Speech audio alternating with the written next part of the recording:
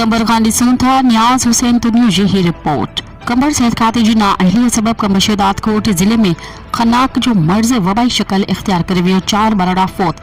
सजावल जुणेजो जे ॻोठ चाकर खान चांडियो में 14 वरियनि जी नींगरी हलीमा धीअ कल्ब हुसैन चांडियो डिप्थेरिया वायरस सबब फौत थी वई आहे। कल्ब हुसैन चांडियो जे 2 ॿारनि खे डिप्थेरिया वायरस जी तस्दीक कई वई आहे, जिनके कराची जे इन्फेक्शन सेंटर में दाख़िल कयो वियो, जिते हलीमा चांडियो फौत थी वई ऐं 8 वरियनि जो अली चांडियो अञा बि अस्पताल दाख़िल आहे, जिते कुछ ॾींहं पहिरीं कंबर जे यूसी खबड़ में 3 मासूम ॿारड़ा पिणु फौत थी चुका आहिनि, पर सेहत खाते जा कामोरा थधि सबब ऑफिसुनि खां ॿाहिरि निकिरण खां क़ासिर आहिनि।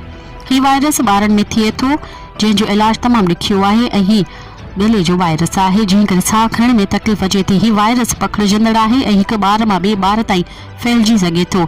निगरान हुकूमत ऐं ख़ासि तौर ते WHO खे अपील आहे त कंबर शहदादकोट ज़िले में जल्द डॉक्टरनि जी टीम मोकिली वञे त जीअं ॿारनि जी ज़िंदगी बची सघे।